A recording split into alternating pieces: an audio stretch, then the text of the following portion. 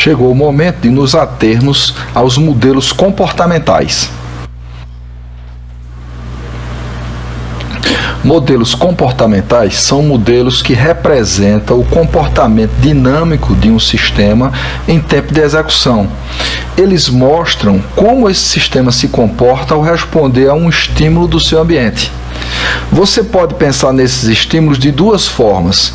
Alguns dados que chegam para serem tratados pelo sistema e ele vai ter que responder a esses dados, e alguns eventos que acontecem que disparam ações por parte do sistema. Esses eventos podem estar associados a dados, embora nem sempre seja o caso. Ok? Modelagem dirigida por dados. Muitos sistemas empresariais são sistemas de processamento de dados, sendo primariamente dirigidos por esses dados. Eles são controlados por esses dados de entrada, com pouco ou nenhum processamento de eventos externos. Então, a matriz, o direcionamento, a ênfase é dada a esses dados de entrada. Esses modelos dirigidos por dados mostram a sequência de ações envolvidas no processamento dos dados de entrada e, consequentemente, a geração das saídas associadas. Eles são particularmente úteis durante a análise de requerimentos, podendo ser usados para demonstrar o processamento fim a fim em um sistema que está sendo desenvolvido. Bem, nesta figura nós temos a ilustração aqui de um modelo de atividade que se preocupa com a questão do fluxo de informações para uma bomba de insulina. Então nós temos aqui retângulos que representam entidades externas, informações que são fornecidas ao sistema ou que são atualizadas, né, por esses sistemas, e esses símbolos mais com os cantos arredondados são os processos, tá certo? Então você tem aqui, por exemplo, sensor de açúcar no sangue, né? Então você tem uma bomba que coleta informações e que ela é tratada, é processada por esse processo aqui que pega o nível de açúcar aqui no sangue. A partir desse momento ela ativa aqui, atualiza os dados de um sensor que serve de entrada para um processo que computa o nível de açúcar. A partir desse momento, ele gera informações aqui a respeito de açúcar no sangue, que alimentam outro processo que calcula aqui a necessidade de insulina. Uma vez feito isso, ele alimenta uma base de informações sobre os requerimentos de insulina, que no caso aqui estima, serve de entrada para um processo que estima os comandos que devem ser repassados para a bomba. Esses comandos atualizam aqui uma outra tabela que tem um processo que controla essa bomba e que gera informações de saída aqui sobre a bomba de insulina. Então, basicamente, você tem aqui um fluxo de dados e processos que tratam esses dados de entrada, gerando dados de saída para que a bomba possa funcionar adequadamente. Bem, neste ponto nós temos aqui o exemplo do processamento de uma ordem de compra. Então você tem aqui um funcionário do escritório que lida com isso, sua linha de tempo aqui, né? Ele preenche essa ordem que ativa aqui um objeto do tipo ordem, tá certo? Então esse objeto faz uma operação própria aqui que é de validação desses dados. Uma vez atingindo a condição da validação, ok, ele atualiza então a quantidade a ser comprada, que alimenta um objeto aqui que é o orçamento, que passa a ter seu ponto de vida aqui, não é? E a partir desse momento, então, esse objeto de ordem de compra passa aqui uma mensagem para salvar, né, para registrar, tá certo, na base de ordens, essa ordem de compras que foi gerada, e por sua vez daqui é feito um gatilho disparando para o fornecedor então fazer a entrega dessa ordem de compra. Então nós temos aqui um fluxo com troca de informações entre entidades que são diferentes, levando em conta também a questão temporal aqui de como acontece esse fluxo entre essas diversas entidades e a troca de mensagem entre elas. Bem, na modelagem dirigida por eventos, nós vamos ter situações que acontecem, eventos que são disparados e que vão ajudar no processo de modelagem. Isso é muito comum que sistemas de tempo real sejam frequentemente dirigidos por eventos, contando com um mínimo de processamento de dados. Por exemplo, uma central telefônica, ao perceber que um determinado aparelho foi retirado do gancho, responde imediatamente com o som de discar. Se você, por exemplo, num sistema de tempo real, controla uma comporta, por exemplo, por onde tem uma determinada vazão, né? Então, se você monitora aquilo lá e percebe que existe um volume maior de água passando pela comporta do que o normal, do que deveria, vai disparar, por exemplo, acionar uma sirene para avisar pessoas que estão na descida desse curso d'água que saiam do caminho. Por exemplo, uma resposta desse tipo teria evitado a tragédia de Brumadinho, por exemplo. Modelos dirigidos por evento mostram como o sistema responde a um evento ou estímulo externo ou interno, né? O que é que ele faz? O que é que dispara? Que processo é executado? Né? Que atitudes devem ser tomadas? Ele é baseado no pressuposto de que o sistema tem um conjunto finito de estados e que eventos ou estímulos podem gerar uma transição de um estado para o outro. Então, a sirene está desligada, foi detectado um problema, então é preciso avisar. Então vai para uma transição onde chega num estado que aciona, por exemplo, luzes, uma sirene para emitir aviso para que a região seja evacuada, por exemplo.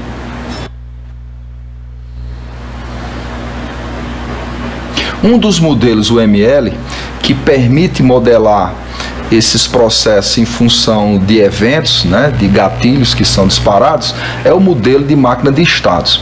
Essa ideia de máquina de estado, ela não é necessariamente advinda da área de engenharia de software, ela vem da área da teoria da computação, né? Então, por exemplo, Alan Turing propôs a ideia da máquina de Turing e essas transições de estado. Então, a engenharia de software, através da UML, se apropriou dessa ideia de máquina de estado. Então é um modelo, né, comportamental do sistema que, em resposta a estímulos, eventos externos ou internos, dispara transições, mudanças de estado. Ele mostra as respostas do sistema a estímulos que são frequentemente usados na modelagem do sistema de tempo real.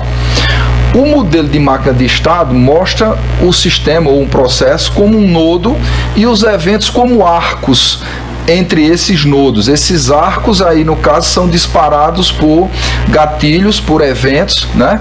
E que quando um evento desse ocorre, o sistema se move de um estado para o outro, há uma mudança, há uma transição de estado.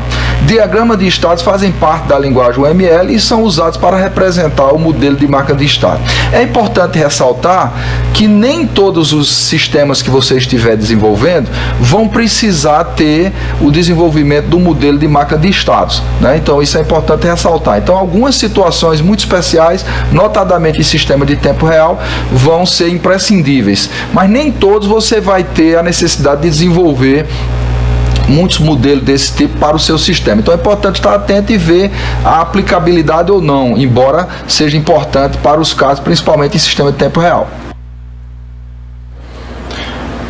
Vejamos um exemplo aqui de um diagrama de máquina de estados para um forno de micro-ondas, certo? Então é importante a gente observar o seguinte: primeiro você tem essa bolinha fechada aqui, essa bolinha sólida, né, na esquerda, que significa o ponto de partida, né? Indica o estado inicial desse processo aqui. Lá do outro lado, no lado oposto, você vai ter uma bolinha sólida com um círculo em volta, né? Então isso aqui significa o estado final.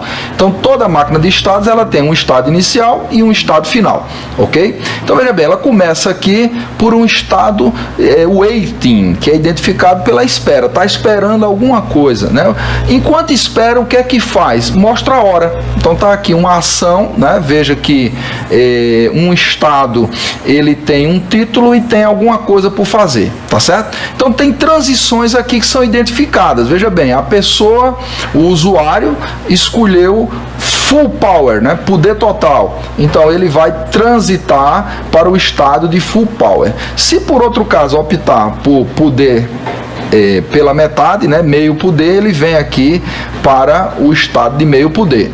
Observe que chegando no estado de full power, de estado total, onde ele trabalha com 600 watts de potência, eu posso ter uma transição para half power, eu posso ter uma transição para trabalhar com 300 watts apenas. E da mesma feita, eu posso aqui, estando selecionado a opção de meia temperatura, meio poder, eu posso transitar apertando o botão para poder total, tá certo? Então, nesse momento aqui, a pessoa pode selecionar um botão de timer. Para quê? Para poder setar o tempo de cozinhamento. Você sabe que quem está usando o micro-ondas vai ferver água, vai levar tanto tempo. Vai cozinhar um material mais sólido, mais duro, leva mais tempo. Um material mais mole e tal, leva menos tempo. Então, dependendo do que você for fazer, você vai migrar aqui dos dois estados intermediários para o estado de setar o tempo de cozinhamento. Tá certo? Então, o que é que ele faz aqui dentro? Ele simplesmente faz coletar números, né? Você tem o teclado lá e você vai dizer o tempo.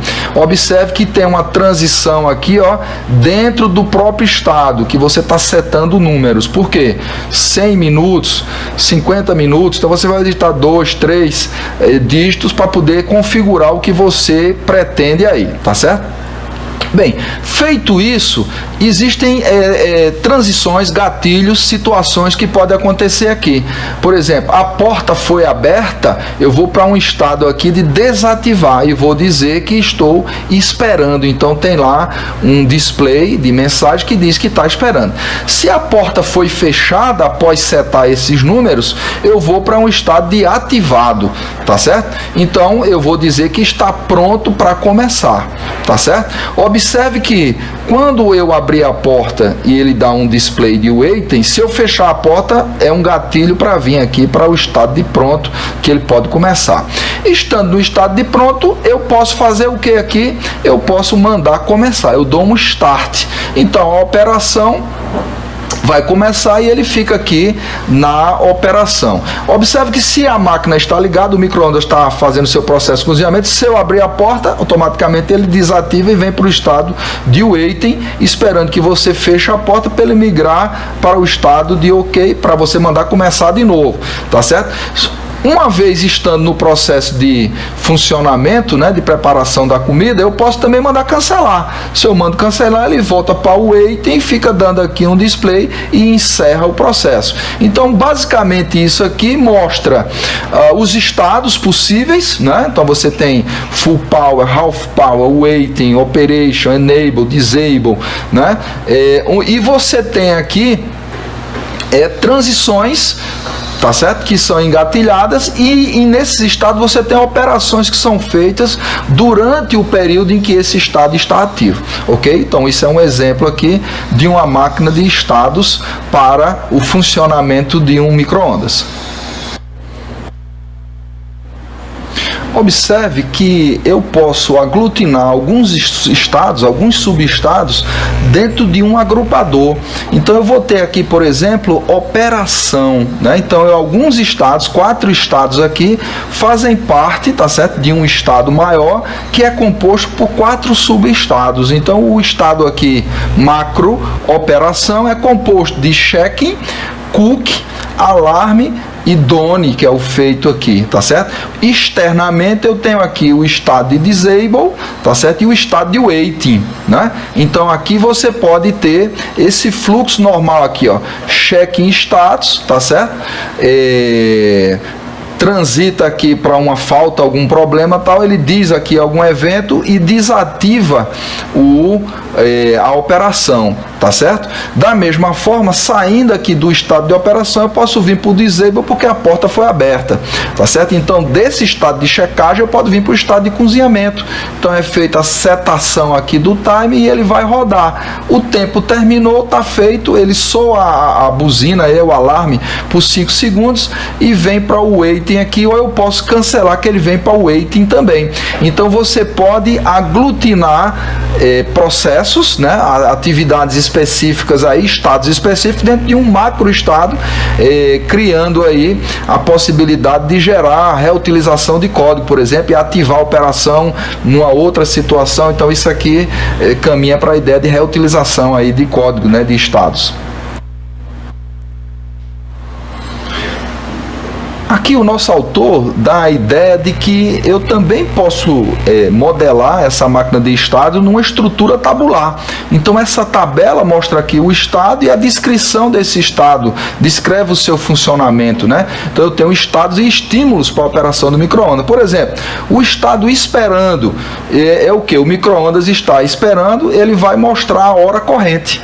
Meia potência, né, o half power, meia força funcionando a 300 watts e mostra no display half power. Full power ou potência máxima, potência total funcionando a 600 watts e display, exibe no display full power. Setar tempo, o tempo de funcionamento está disponível para o usuário digitar através do teclado do micro-ondas. O que é que ele mostra? A disponibilidade de você ajustar o tempo à sua maneira, tempo de cozinhamento aí. Desligado, micro-ondas desligado, luz interna ligado, o display mostra not ready, né? Não está pronto. Ligado, micro-ondas ligado.